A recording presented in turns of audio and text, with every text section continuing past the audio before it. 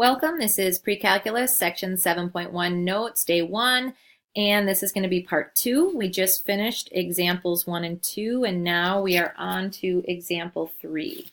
This one, compared to example 2, is a walk in the park. So if we think about our normal starting point here of changing everything in terms of cosine and sine, then we've got sine x times, and then cotangent, remember, cotangent is cosine over sine. So if we wanted to rewrite that sine x over 1, you can see right away that our sine x's are going to cancel, and we are going to be left with an answer of cosine x. That's it. That's as simple as it gets. Easy peasy. Okay, in our next example, number 4, we are going to use a reciprocal identity. Okay. So the first thing I would do is I would just rewrite cotangent as 1 over tangent x.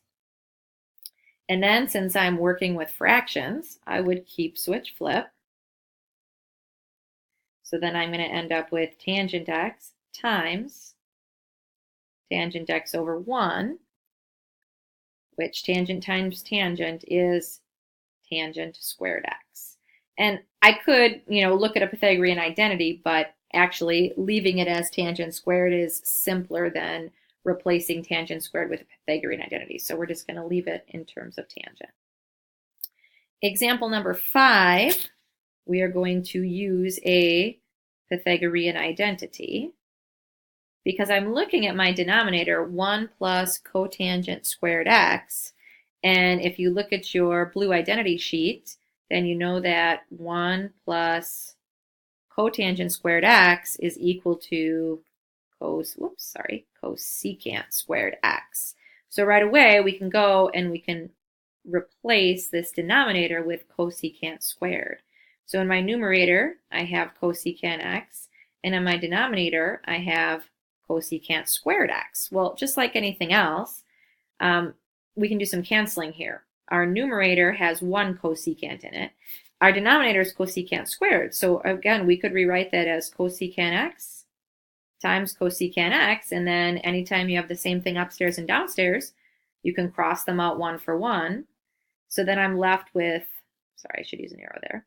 I'm left with 1 over, cosecant x, and we know that cosecant is the reciprocal of sine, so 1 over cosecant x is going to be equivalent to sine x.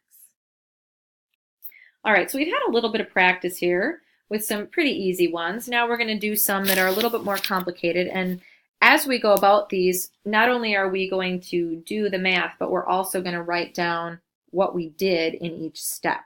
Okay, so the first thing that I'm going to do with example number 6 is I'm going to change the denominator, because the denominator has secant in it and the numerator has cosine, is I'm going to change this expression so that it is all in terms of cosine. Because if I can simplify this down to one trig function, that's certainly going to make my job easier.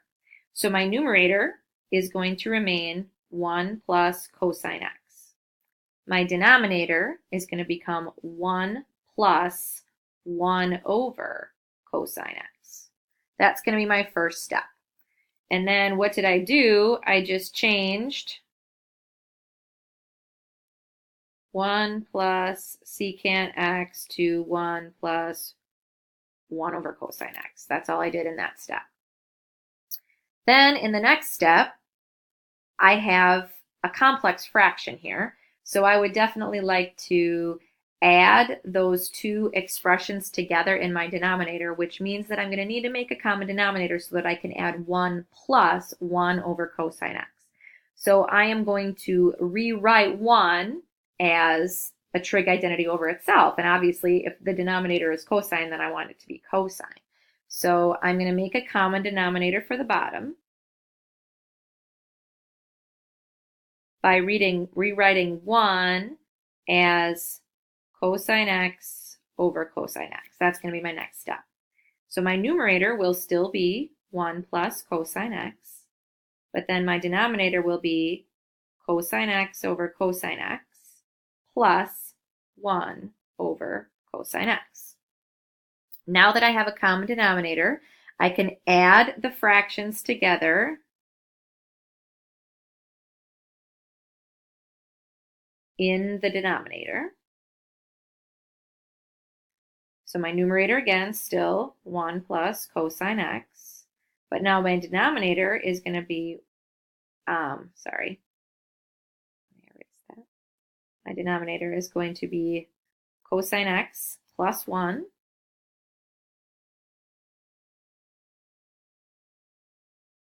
over cosine x. And then, of course, my next step here, I apologize, I don't have a line here, is going to be to keep switch flip.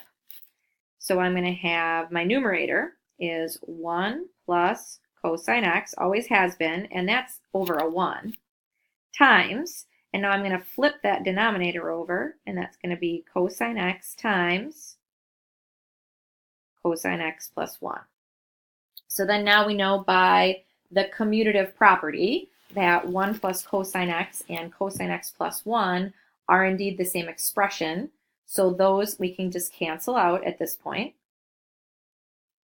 And we are left with cosine x. We're done. Our last example, we're going to start here. We want to add these two expressions together. So our first step is going to be to find a common denominator. Okay? So a common denominator obviously has to have both of our original denominators in it. One denominator here is sine x. The other denominator is 1 plus cosine x. They really don't have anything in common. So when we think in terms of common denominators, we know that both of those denominators have to be in our common denominator, which means we're going to have to change both of our numerators. All right, so my common denominator here, this is going to get a little messy, is going to be sine x times 1 plus cosine x. So I know that in my first expression, I'm going to have to multiply that numerator by 1 plus cosine x. And in my second expression, I'm going to have to multiply that numerator by sine x. So when I do that, I end up with 1 plus cosine x quantity squared, because there are two of them, plus sine x times sine x is sine squared x. Okay, so what did I do here? I found a common denominator, and then I added my numerators. Now my next step is going to be to FOIL out that 1 plus cosine squared x. 1 plus, cosine x squared, is equal to 1 plus cosine x times 1 plus cosine x, which is going to give us a trinomial. That's going to give us 1 plus 2 cosine x plus cosine squared x. So now when I replace that in the numerator with the 1 plus cos x quantity squared, my new numerator becomes 1 plus 2 cos x plus cos squared x plus sine squared x, all over my common denominator, sine x times 1 plus cosine x. Phew! Okay, now the next step, hopefully you can see it before I even say it. Hopefully you see that in the numerator, we have a Pythagorean identity right here. So we can go ahead and we can say that cosine squared x plus sine squared x is equal to 1. So then our numerator will become 1 plus 2 cos x plus 1 over sine x times 1 plus cosine x. Okay, now we can combine like terms. Switch back to blue here. So in the next step, if we're going to combine like terms, 1 plus 1 is 2. So we have 2 plus 2 cosine x over sine x times 1 plus cosine x. And then our last step here, or almost our last step, would be our numerator now has a GCF. Right? So 2 plus 2 cos x, we can pull out a 2 and make that 1 plus cos x. So our numerator is going to be 2 times 1 plus cos x. Our denominator is sine x times 1 plus cos x. And then look at that. We can cancel our 1 plus cos x in the numerator and in the denominator. Okay, so that just was a reducing step there.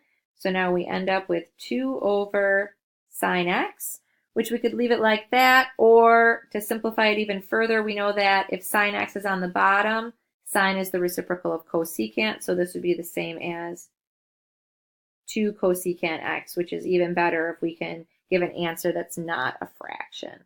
So here we just used a reciprocal identity.